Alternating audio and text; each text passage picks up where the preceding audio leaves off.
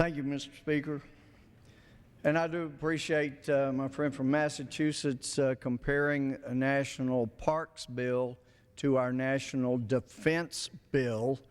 But I see a real distinction in holding our soldiers' well-being hostage to this sociological attack on what used to be the morals of America. And for those who say this is critical, and I heard my friend from Georgia talking about how these crimes have increased. Actually, the crimes, according to the FBI, have decreased regarding hate. So there are no statistics that demand this bill be attached and that our soldiers be held hostage for this bill. And then we have the name of the bill, the Matthew Shepard and James Byrd Hate Crimes Prevention Act. Those were horrible murders, and the people who perpetrated them deserved, in my opinion, to get the death penalty all. But this bill does not provide a death penalty. And in fact, this bill will not change the outcome of those cases one iota.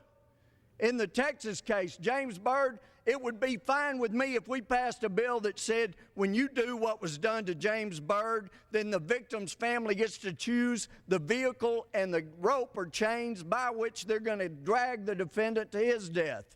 But this doesn't do that.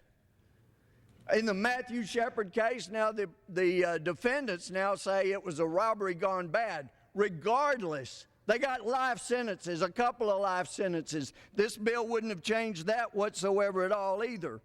Now, there are those who say it will not affect religious speech, but when we have debated this bill and people have looked at it carefully, you see that this situation can arise.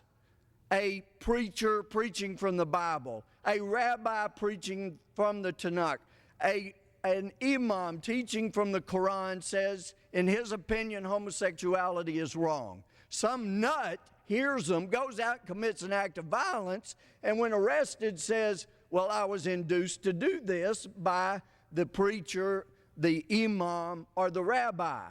Well, under 18 U.S.C. 2A, it says that anyone who induces another to commit a crime is just as guilty as the one who committed it.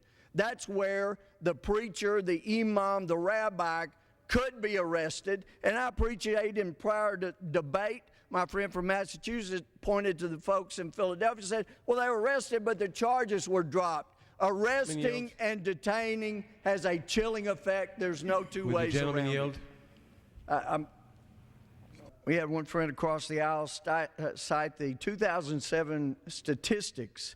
Trouble is, you go back 10 years, 20 years, and you see that the crimes being conducted, taking place based on any type of hatred are diminishing. So that is not a valid argument. There are no limitations on the definitions. There should have been in committees. We tried to get them so pedophiles will be included. But we had another friend say, this is only about acts of violence. And as my friend here from Virginia pointed out, there is an unless there. And that's where the law of principles, 18 U.S.C. 18A comes into play. If you induce someone to commit a crime, that's the government interest. It will be used, and that's why you heard a national anchor person say about the Matthew Shepard crimes, gee, I wonder if people like James Dobson induced that crime. This is not where we need to go in defense of this country. I yield back.